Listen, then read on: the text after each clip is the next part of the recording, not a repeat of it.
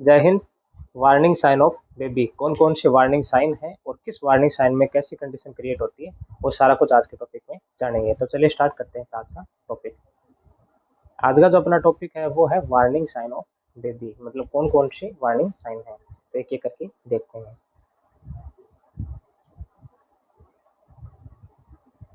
Respiratory distress seen in pre mature, जो बच्चा pre mature है, प्री टर्म्स है, मतलब समय से पहले अगर उसका मतलब डिलीवरी हुई है, तो वो कंडीशन, उस कंडीशन में क्या है कि वार्निंग साइन क्रिएट होते हैं। मतलब वार्निंग साइन जो प्री टर्म्स है ना, प्री टर्म्स का मतलब क्या होता है, जो लेस देन 34 वीक यानी 34 वीक से पहले किसी प्रकार की मतलब डिलीवरी हुई है किसी कंडीशन में, तो उस कंडीशन में जो बच्चा पैदा होगा ना वो प्री टर्म होगा, है ना। तो प्री टर्म होगा तो उसमें जो वार्निंग साइन है ना वो देखने को मिलेंगे अपन को, है ना। जैसे ये बच्चा है देखो, है ना, ये प्री टर्म लग रहा है। तो इस प्रकार तो प्री मैच्योर है, मैच्योर नहीं हुआ है, मैच्योर से पहले है, या प्री टर्म्स है जो 34 वीक ही कंप्लीट हुए हैं उसको, है ना, लेस देन 34 वीक, मतलब 34 वीक से भी कम है, उस कंडीशन में अगर उसकी डिलीवरी हुई है, बच्चा पैदा हुआ है, तो वो कंडीशन एक प्री टर्म्स भी है, उसमें वार्निंग साइन देखने को अपन को मिलेगी। रेस्पिरेटरी डिस्ट्रेस होगा सांस लेने में, और फिर उसका वेट में और काफी चेंजेस आएंगे। तो चलिए देखते हैं वन बाई वन।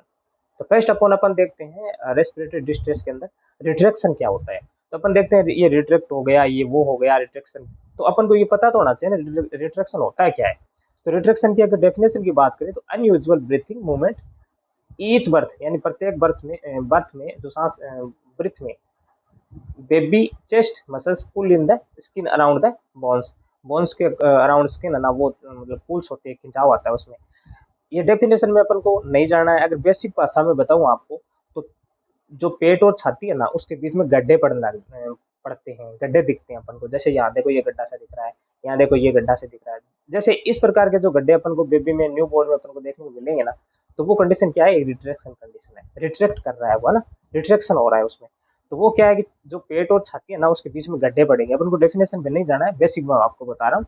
जो यहाँ पे जो बेबी के अंदर जैसे गड्ढे से दिख रहे हैं यहाँ पे, है ना, सांस लेते समय, तो उस कंडीशन में वो जो गड्ढे दिख रहे हैं ना वो एक रिट्रैक्शन की कंडीशन है ना। जो रेस्पिरेटरी डिस्ट्रेस है ना उसमें पहला जो अपन ने पढ़ा वो है रिट्रैक्शन, जिसके अंदर पेट और जो छाती है ना उसके बीच में गड्ढे से पड़ने लग जाते हैं। जैसे सांस लेता है ना गड्ढे से दिखते हैं अपन को, सीन होता है। तो वो एक कंडीशन क्या है, वो एक रिट्रैक्शन की कंडीशन है। अब बात करते हैं सेकंड जो नेक्स्ट है वो है ग्रंटिंग। ग्रंटिंग का मतलब क्या होता है। तो ग्रंटिंग का मतलब होता है नॉइजी ब्रीथिंग, जो साउंड लाइक स्नोरिंग। जैसे बेबी जैसे रेस्पिरेट करता है, ब्रीथिंग करता है, रेस्पिरेशन करता है, ब्रीथिंग करता है, तो उस कंडीशन में नॉइजी साउंड आती है उसके अंदर। जैसे कराहने की आवाज आती है ना, कराहना बोलता है ना अपन, कराहते हैं, तो उस कंडीशन में ऐसी आवाज आती है, अपन कराहने जैसी आवाज आती है, तो वो एक ग्रंटिंग की साउंड है। जैसे बेबी देखो इसमें इस स्ट्रक्चर में देखो, फेस का जो है ना फेस एक्सप्रेशन वो दिखा रहा है, तो उसमें स्नोवरिंग साइंड स्नोवरिंग होता है ना, जैसे बर्फ गिरने की वो, है ना। तो ऐसी आवाज जैसी और ऐसी साउंड से अपन को सुनने को मिलेगी। तो वो एक कंडीशन क्या है, वो एक ग्रंटिंग की कंडीशन है। रिट्रैक्शन में अपन क्या देखा, बेबी की जो चेस्ट मसल्स थी और जो अब्डोमेन की जो अब्डोमेन का जो एरिया था ना उसके बीच में गड्ढा सा है ना, गड्ढा सा दिखाई देता है, गड्ढा सा अपन को देखने को मिलता है जैसे वो ब्रीथिंग करता है। और ग्रंटिंग में अपन को क्या मिला, वो कराहने की आवाज आएगी, जैसे रेस्पिरेट करेगा तो कराहने की साउंड अपन को सुनाई देगी, लाइक एज ए स्नोवरिंग साउंड। उस प्रकार की उससे मिलती जुलती साउंड अपन को उसमें मिलेगी। तो वो एक ग्रंटिंग साइन है वार्निंग साइन के अंदर। थर्ड जो साइन है वो है अपनिया। अपनिया का मतलब तो पता है अपन को भाई, रेस्पिरेटरी जो सिस्टम है उसको बोलते हैं अपनिया, है ना, अपनिया। और जो टेम्परेचर बोलते हैं उसको टेम्परेचर बोलते हैं, थर्मिया बोलते हैं, ठीक है। बीपी होती है उसको कार्डिया बोलते हैं। रिलेटेड हर सिस्टम से रिलेटेड उसका नाम पड़ा है। तो अपन की बात करते हैं अपनिया। अपनिया मतलब रेस्पिरेशन रुक जाता है एक कंडीशन में। तो कंडीशन विच बेबी पोज कर जाता है ब्रीथिंग 15 से 20 second less than continuous breathing. यानी इसमें क्या करता है बेबी है ना, 15 से 20 सेकेंड के लिए उसको पोज कर जाता है रेस्पिरेशन को, और फिर बाद में वापस वो कंटिन्यू करता है उसको।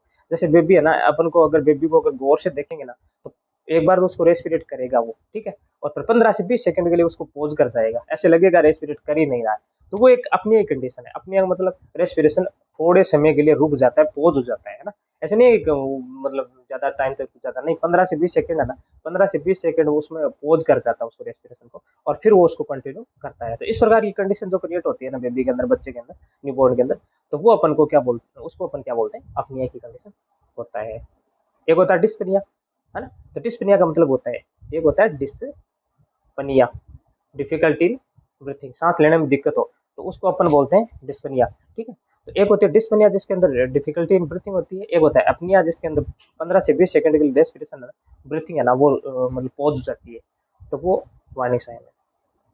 अब बात करते हैं साइनोसिस की। तो साइनोसिस अपन ने पढ़ा है कि ऑक्सीजन की कमी हो जाती है, तो उसके अंदर जो बच्चे का जो है ना बॉडी का कलर है ना उसमें ऑक्सीजन की कमी होने से वो नीला पड़ने लग जाता है, जिसको अपन साइनोसिस बोलते हैं। तो साइनोसिस के वैसे अपन बात करें तो साइनोसिस टू टाइप्स के होते हैं, एक होता है सेंट्रल साइनोसिस, एक होता है पेरिफेरल। तो सेंट्रल साइनोसिस में जो सेंटर का जो एरिया ना वो साइनोटिक हो जाता है, मतलब है ना ब्लू कलर का हो जाता है, नीले कलर का पड़ने लग जाता है।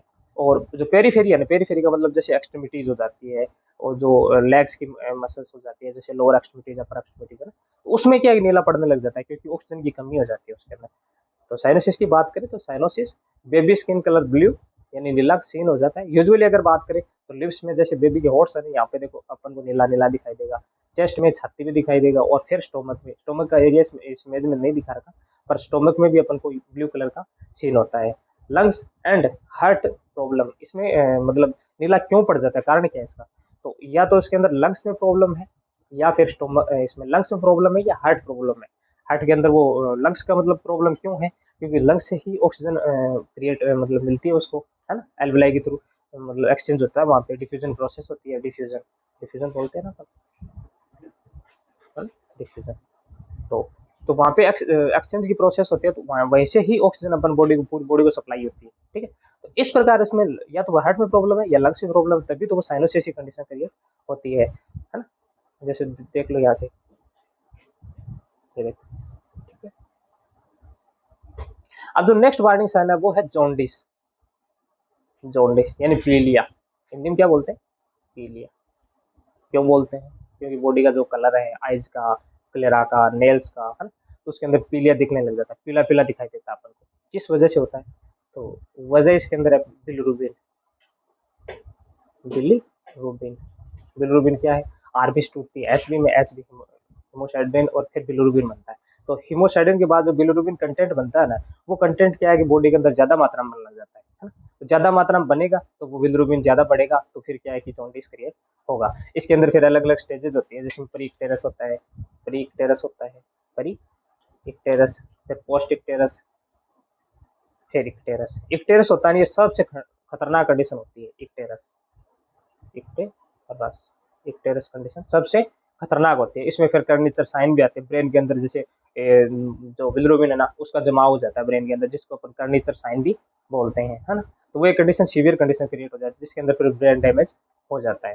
तो इस प्रकार अपन जॉन्डिस की बात करें तो बेबी के अंदर जो जॉन्डिस है ना, उसके अंदर बेबी का जो कलर है ना येलोविश हो जाएगा, पीला पड़ जाएगा कलर, ठीक है, पीला कलर पड़ जाएगा। जैसे because bilirubin is increase most baby have jaundice 24 hour. तो मोस्ट कॉमनली अगर बेबी के अंदर जो जॉन्डिस है ना वो 24 आवर के अंदर डिसअपियर हो जाता है, ठीक है, सीन दिखता है ना, इसमें जैसे पीला दिखाई दे रहा है ना, ठीक है, तो ये जॉन्डिस है, बिलिरुबिन है, ठीक है। इसके अंदर ही बिलिरुबिन के अंदर ही दो प्रकार के होते हैं बिलिरुबिन। बिलिरुबिन की बात करें, बिलिरुबिन की बात करते हैं, इसके अंदर टू टाइप से होते हैं, एक होता है कॉन्जुगेट, कॉन्जुगेट, सेकंड होता है अनकॉन्जुगेटेड, अनकॉन्जुगेटेड। तो अनकॉन्जुगेटेड तो बॉडी के अंदर बनता है, लेकिन इसके अंदर ग्लूकोरोनिल ट्रांसफरेंस एंजाइम होता है,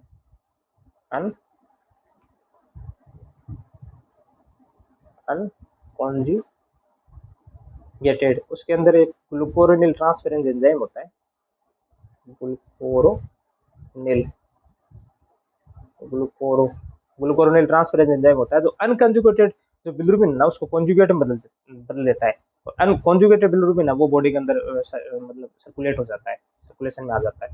तो इस प्रकार क्या क्या होता है कि जो अनकॉन्जुगेटेड बिलिरुबिन है ना वो बॉडी के अंदर बढ़ जाता है, कॉन्जुगेट, है ना, तो उस प्रकार ये कंडीशन क्रिएट होती है।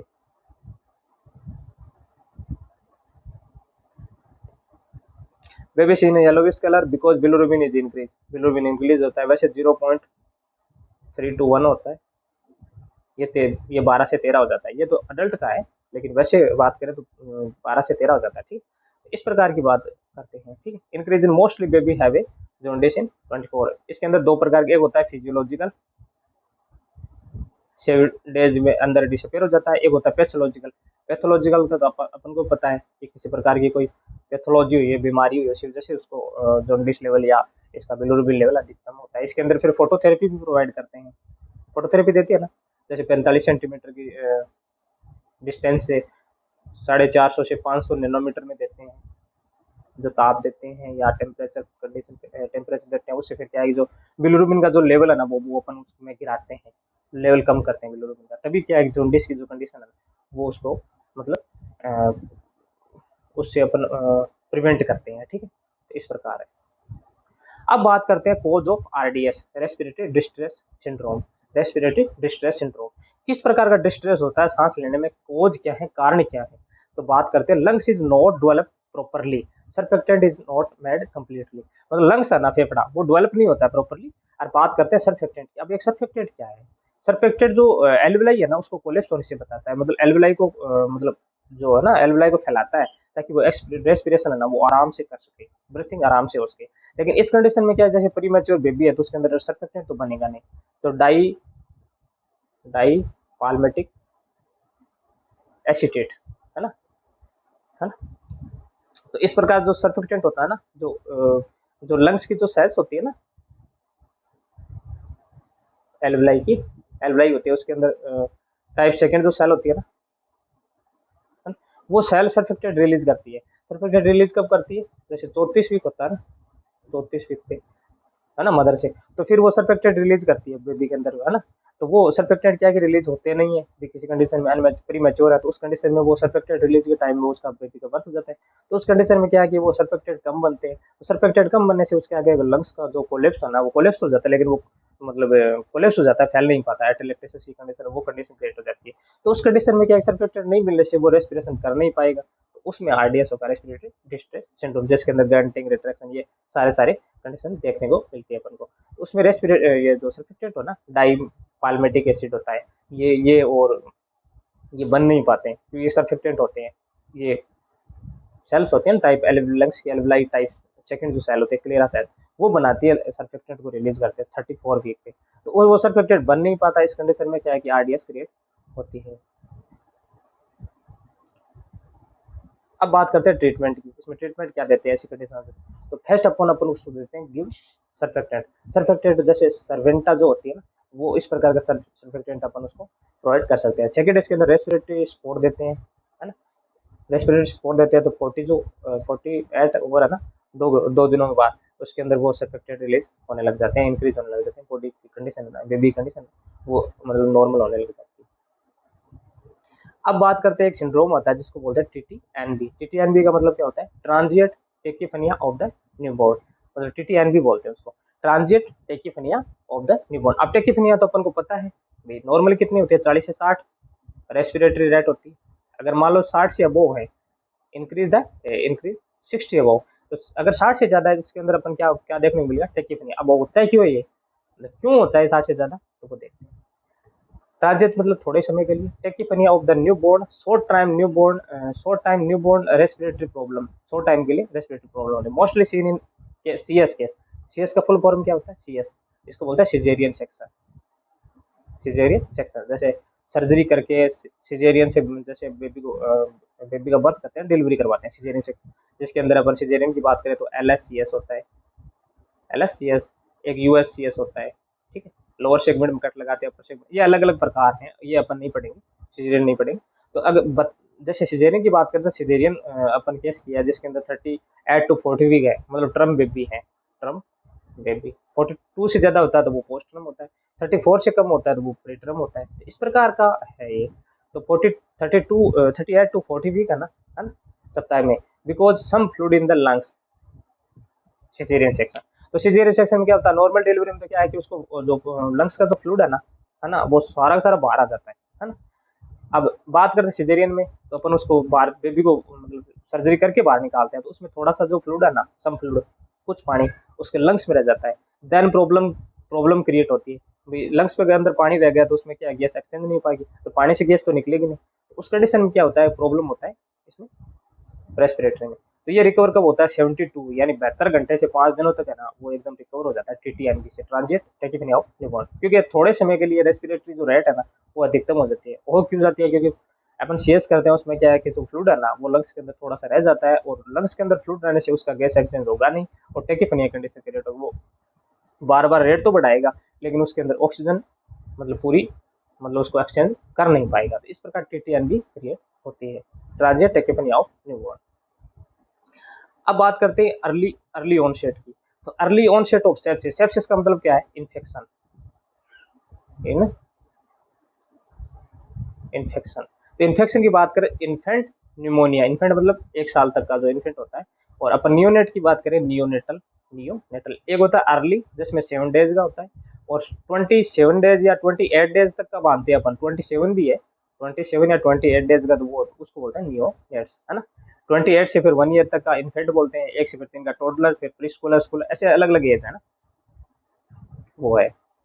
तो इस प्रकार है, ठीक है। तो अर्ली ऑनसेट ऑफ अगर किसी प्रकार का इन्फ्लामेशन इन्फेक्शन है जिसके अंदर फिर निमोनिया कंडीशन क्रिएट होती है, वही है फ्लूइड बनने से फिर क्या है इसका एक्सचेंज नहीं होगा, निमोनिया कंडीशन। एक एस्थमेटिक होता है लेकिन उसमें क्या है कि उसका मतलब एलर्जिक रिएक्शन क्रिएट होती है ना, जो श्वास नाल है या जो ट्रेकिया सिस्टम है उसमें allergic reaction. Meconium aspirate pneumonia जिसको एमएपी बोलते हैं, MAP, meconium aspirate pneumonia. Meconium क्या होता है? जैसे बेबी स्टूल पास करता है मदर के वूम में, तो वो जो स्टूल है ना, वो स्टूल या पोटी जिसको बोलते हैं, वो पोटी क्या है, बच्चा एस्पिरेट कर जाता है वापस, उसको कर पोटी कर देता है, और स्टूल है ना उसको वापस एस्पिरेट कर देता है, और वो एस्पिरेट करने से क्या है कि उसके फेफड़े में और एस्पिरेट कर जाता है, तो उस कंडीशन से फिर क्या है ये मतलब meconium aspirate pneumonia, pneumonia condition create हो जाती है, क्योंकि है वो भी फ्लूइड तो, ठीक है। इस प्रकार क्या है कि उसमें मेकोनियम एस्पिरेट निमोनिया हो जाता है, अर्ली सेप्सिस हो जाता है, और ये आरडीएस कंडीशन क्रिएट होती है, जैसे इस इमेज में देख सकते हैं। ये यहाँ से निकला, फिर यहाँ से पोटी करी, फिर यहाँ पे उसको एस्पिरेट कर लिया इस प्रकार, तो इसको बोलते हैं मेकोनियम एस्पिरेट निमोनिया। निमोनिया से कंडीशन, निमोनिया कंडीशन क्रिएट होती है, इसमें वो सेप्सिस की कंडीशन क्रिएट हो जाती है, ठीक। और इसमें बात करें 38 टू 40 वीक के अंदर उसमें क्या है टीटीएन भी हो जाती है, ट्रांजिट टैक्सिनिया ऑफ न्यूबॉर्न, क्योंकि थोड़े समय के लिए उसमें क्या है कि वो जो न्यू बोर्न है उसके अंदर रेस्पिरेटरी प्रॉब्लम होती है, क्योंकि सम जो एक तो अपन सिजेरियन करते हैं ना उसमें बेबी को मतलब फोर्सफुली उसको बाहर निकालते हैं, फोर्सफुली अगर उसको सिजेरियन के अंदर बाहर निकालेंगे कट लगा के, एलएससीएस या यूएससीएस जो भी करते हैं उसमें, है ना, तो उसमें अगर बाहर निकालते हैं थोड़ा सा जो फ्लूइड है ना उसके बेबी के लंग्स में बच जाता है, और वो लंग्स में फ्लूइड है ना वो गैस एक्सचेंज करने नहीं देता है, उसमें प्रॉब्लम क्रिएट करता है। अगर लंग गैस एक्सचेंज में प्रॉब्लम क्रिएट होता है तो फिर टीटीएन भी होगा, टेकिफनिया होगा, टेकिफनिया मतलब 60 जो रेस्पिरेटरी रेट है वो उससे अधिक हो जाएगी, तभी तो वो क्या रेस्पिरेटर कोशिश तो करेगा लेकिन फ्लूइड फ्लूइड की वजह से गैस एक्सचेंज कर नहीं पाएगा, इस प्रकार की कंडीशन क्रिएट होती है, ठीक है। और इससे पहले आरडीएस की बात करें, रेस्पिरेटरी डिस्ट्रेस सिंड्रोम, तो उसके अंदर क्या है कि उसको प्रॉपर्ली लंग्स और सर्फेक्टेंट रिलीज नहीं हो पाते, डाई पाल्मेटिक एसिड होता है वो सर्फेक्टेंट रिलीज करते हैं, तो क्लियरा सेकंड सेल होती है लंग्स की, वो 34 वीक में अपन सर्फेक्टेंट रिलीज करती है, लेकिन कुछ कंडीशन में सर्फेक्टेंट रिलीज नहीं हो पाते, तो लंग्स का कोलैप्स हो जाता है, लंग्स फैल नहीं पाता, एक्सपेंड नहीं हो पाता, इस प्रकार की कंडीशन होती है। तो उसमें अगर लंग्स एक्सपेंड नहीं हो पाता, लंग्स सर्फेक्टेंट देते हैं अपन मैनुअली, इसमें सर्वेंटार और भी काफ़ी ब्रांड आते हैं, ठीक, इस प्रकार इस प्रकार कंडीशन क्रिएट होती है।